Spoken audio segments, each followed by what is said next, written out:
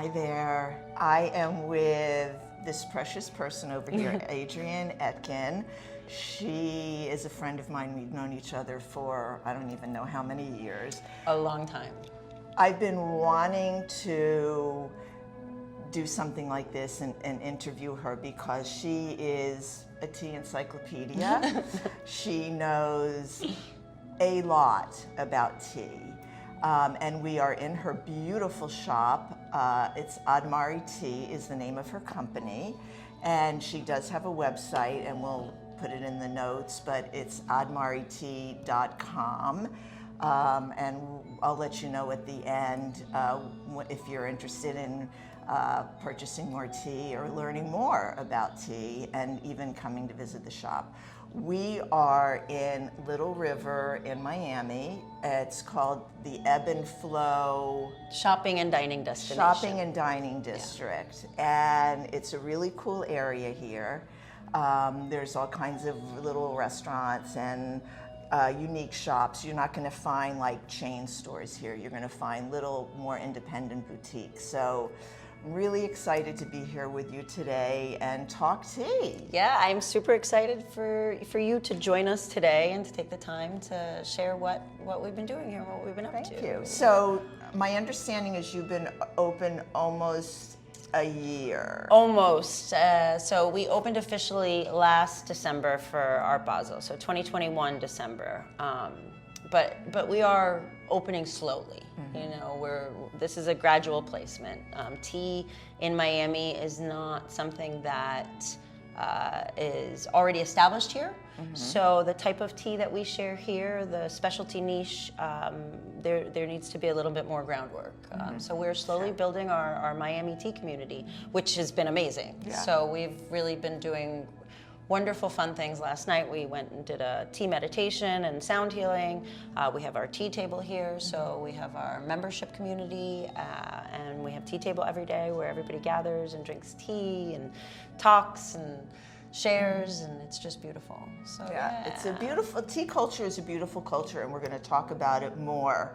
How did you get into tea? I understand your dad is in the coffee industry, so why tea? So, yes, my father is in the coffee industry. He's been in the coffee industry since before I was born. Mm-hmm. But I was introduced to tea by both my grandmothers, to very wildly and different introductions. My mother's mother is Irish and British, and we every afternoon would share a cup of tea, black tea with milk and sugar. Mm-hmm. But the craziest thing was that it was just cheap tea bag tea, red rose, and I still love red rose. Well, I was addicted to the aroma, so I would climb up on the counter. They had a farm upstate New York, and it was a really cool farm. My grandfather grew Christmas trees, so there was a lot going on there. But so I would climb up on the counter and I would go into the cabinet and I would pull out the red rose and I would just bury my face in the smell of the tea. And I fell in love with that scent. And then my other grandmother, my father's mother, was actually an artist, and she did focus a lot on Asian arts. Her sister actually worked for a Chinese importer in the 30s and 40s. So she introduced me to Chinese and Japanese teas when I was pretty young as well. So throughout my teens, I was drinking a lot of Chinese green teas. And then in my 20s, I switched over to Japanese green teas. I worked in the restaurant industry. I taught wine and champagne. And then I started to learn a little bit more about true tea and realized that the correlation between wine and champagne and tea were so similar that teaching tea, just like we taught wine, would be very beneficial for spreading the way of tea and tea culture. Okay, so wait a second. Wine and champagne are very similar to tea? Extraordinarily. Okay, so let's talk about that un poquito. All right, so we've got true tea. And when I talk about tea, what I focus on and what I study mostly is true tea. And that's what we're talking about, the plant Camellia sinensis, okay? True tea is what makes white tea, green tea, oolong, black, or dark tea. Okay, also yellow tea, but right now we'll just talk about the five major families. Yellow. I didn't even and know yellow that tea existed. is fantastic. for today, we'll stick with the 5 normal: green, white, oolong, black, and dark tea. Okay. But all true tea just comes from this one plant. It's just different varieties of that plant, different cultivated varieties of that plant, and then processing. So it's similar in the terms of wine and champagne, or wine, that we've got grapes. But then we've got this wide variety of different varietals. We've got Chardonnay, Pinot Grigio, Pinot Noir, Pinot Meunier, Cabernet Franc, Cabernet Sauvignon, Merlot. We have all of these different varietals, and then we make them into wine. So the same thing with tea. We've got tea, and then we've got all these different varieties and varietals, cultivated varieties, and then processing. And processing is what makes tea green tea, white tea, oolong, black, or dark tea. And processing is just oxidation. So when we talk about processing, it's just about the oxidation of the plant.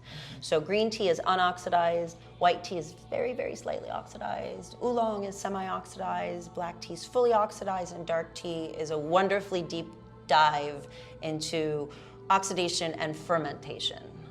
We'll save that for another video. Okay. So I know we all think that like oxidation is bad, but in terms of tea, it enhances flavor. It enhances flavor, it develops character.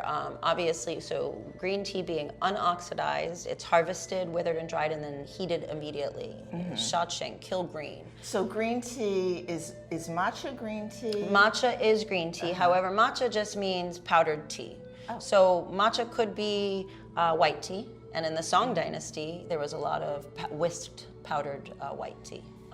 But yes, green tea is, matcha is green tea from Japan. Matcha is the most healthful form of tea you can consume, as it is an unoxidized leaf that is stone ground. So we're consuming the entire leaf instead of just the extraction or an infusion of the leaf. So we're getting all of the good properties of the tea plant. Okay. So are we going to do a little... We're going to drink some tea right now. I'm dying for some tea. I need to wet my whistle too. And we have had this tea before, but we've had a different vintage. So this tea just arrived. So this is... Oh my God, lucky us. Yes, this is Wild Lapsang Souchong. I love that. I love Lapsang Souchong. We've talked about this exactly, before. And this is why we're drinking it. But this is the brandy new one. This is the 2022. And this is is this a black tea? This is a black tea. Okay. Now, this is the OG of black tea. So Lapsang Souchong has a wonderful and storied history.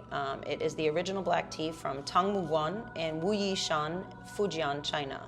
So this small village in the Wuyi Mountains are the inventors of black tea. And it came by purely happenstance. And traditionally, it's smoked over pine wood fire. This is, however, unsmoked. It is, okay, because Yes. when I was smelling, that. I didn't smell the smokiness that a lot of times you get with the Lapsang Souchong. And Lapsang Souchong traditionally is smoked. This is just an unsmoked version. And this is a wild tea, which means it is seed propagated. It is not coming from cuttings or clones, which is traditionally a lot of tea. We want to copy the genetics. So you were just saying, all right, this is from China, but I think we tend to think of tea as coming from like India or Japan. So talk to us a little bit about like, where does tea come from originally? Well, originally China, Burma, Laos, Cambodia, Vietnam, the southwest of China. So I like to refer to China being the birthplace of tea culture. Okay. But the actual birthplace of tea plants is that whole North India, that whole area. Tea doesn't have borders, so tea was growing there many, many years ago. And then when we had borders, the Chinese were the first to domesticate and develop a tea culture. Oh. So, Chinese tea is absolutely where we look to establish our foundations of tea and tea practice.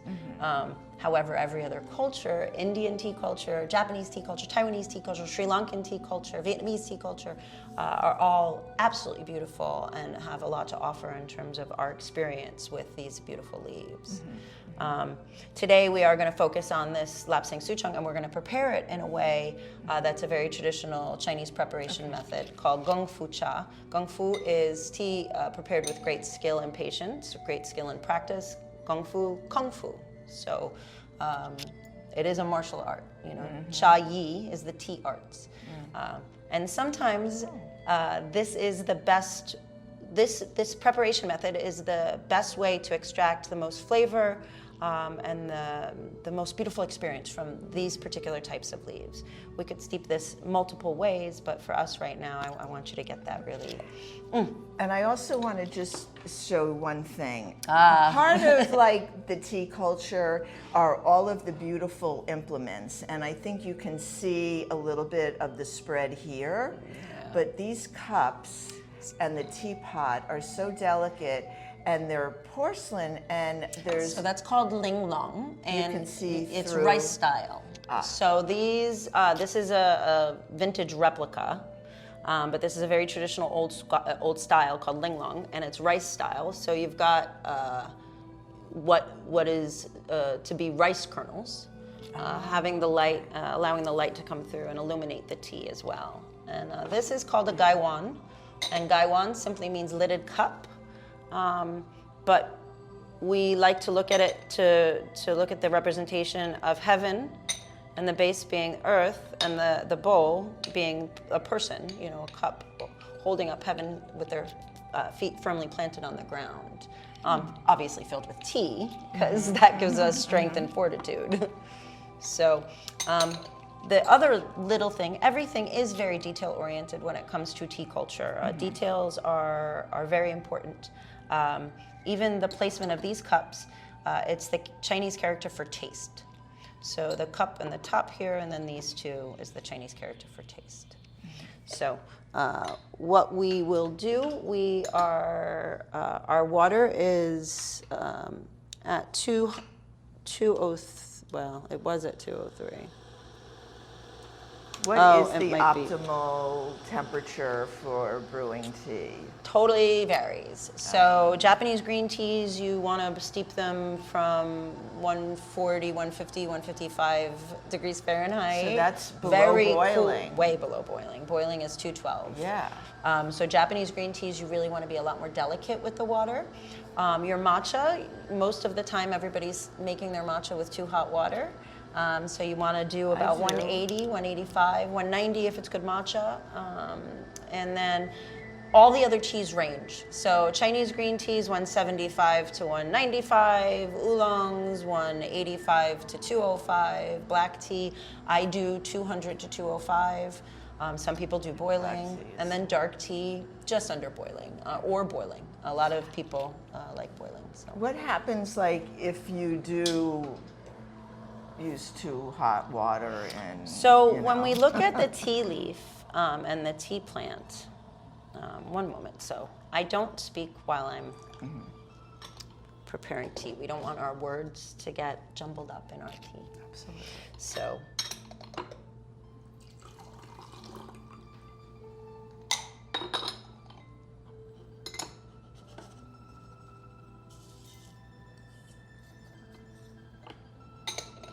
So the reason we've now warmed and rinsed the gaiwan is that we want to allow the tea to be able to release some of these volatiles, some of these aromas.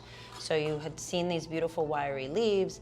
Now I want you to take the gaiwan, now that's been warmed, these teas are getting ready to wake up, and we're gonna just take a deep inhale, deep aroma. You wanna smell. Oh yeah, it almost is like, it's like the forest floor almost. That's very apropos. Yesterday we were at the tea table, and that's exactly. But in a good way, no, not in a bad way, in an earthy, no, it feels like you're way. in the middle of a forest, and there's sweet honey And aromas. you're laying on the grass and the ground and And there's fruit, and there's, this tea is exquisite. So we warm everything. We rinse all of our teaware while we're preparing this tea. We are seducing these leaves, okay? We want I love them. that word, we're seducing We are. the That's the idea. We're seducing the leaves to produce the best possible expression of themselves. I mean, that's what we do with people and that we love.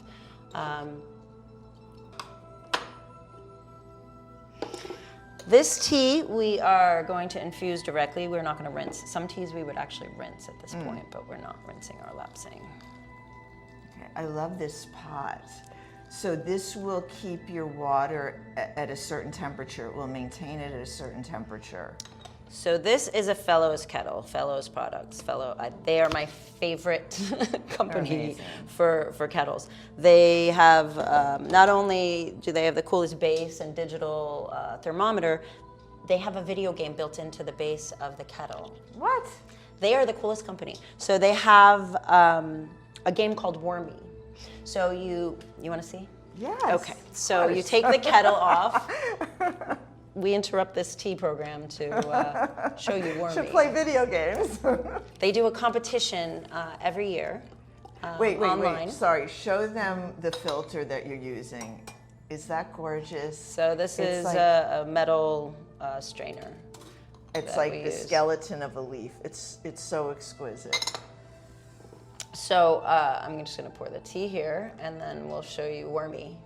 So every year they host a competition on Instagram, and so you flip this back and forth, and you get Wormy, and so you're supposed to eat bow ties. So you direct it with this. What am I? I'm very bad at it. Can you see? So that's Wormy, and he's eating this bow tie. There we go. Oh God, that's funny. Okay, there's a little, because you can't see it. There's a little sort of like window disc, and that's where she sees the Wormy, and she can control it with a knob on the side, which is I could see myself very getting cool. obsessed with that. Absolutely. It is. So it's pretty spectacular. You had me at video games. I know. So when we first start taking our first sip of tea, Yes. we want to take a deep inhale. We want to this is your first tea today. It's my second tea today. I'm just grateful. So I'm just thankful. And when we want to take a sip, we can slurp.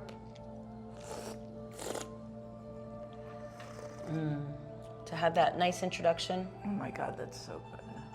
And then we can just drink normally. But I do like to take a slurp on my first sip to get a nice aeration, just like wine tasting. Mm-hmm. So when you take a sip of wine, it covers and coats the mouth. These things taste better when you slurp a little bit, you know? Of course, you're taking a little air in with that. It's delightful. So for me, I get honey notes. This year's harvest is delightful because there's a little more fire on it. So as I mentioned, this was a 2022 vintage.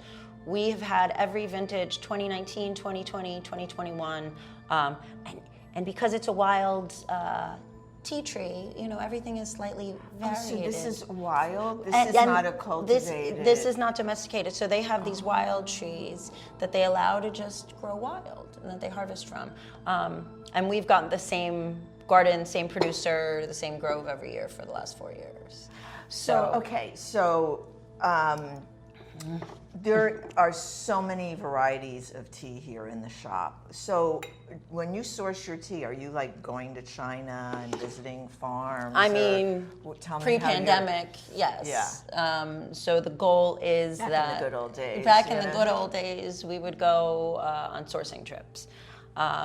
Thankfully, I've been in business for 15 years. So Admari Tea has been around in one iteration or another for 15 years.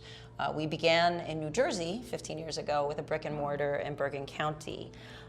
We moved to Miami in 2010, and Miami wasn't ready for a tea shop. They weren't ready for this at all. So we worked on some different iterations of Admari. Long story short, a couple of years ago, I just started to go teach tea again. which is one of my biggest passions, is the idea that we can educate people deeply about tea and instill a passion in them about this plant. Also, let me just interject here. Also, if you're in Miami, I absolutely suggest that you come here for one of her tea ceremonies and learn more about tea, because it's absolutely a beautiful and unique experience. It sure is. I encourage you absolutely to don't miss it. It would, for me, it would be one of those don't miss things coming to Miami for sure. I really enjoy what I do. I love to share tea, and our classes are so much fun. I teach at Fairchild too still, the Botanical Gardens in Miami. It's like a perfect venue. It's the perfect venue, and I actually now, since I've been there for a couple of years, always ask, and they honor the request, that I teach outside. So I always teach in one of the outdoor classrooms, which is just this canopy of these beautiful old subtropical giant trees, and it's just to drink tea in a forest, and it's magical. It's magical. It all goes together. For yeah. Sure. So this is lovely. And there's just something about tea that just sort of warms your, what is it, the cockles of your heart. There's just something so comforting and delicious about tea. So would you like to know why? Yes. Okay. So tea, well, there's things we can't explain, but there are things we can explain that might hint towards why we feel so safe and home connected when we drink tea. Tea is the great connector.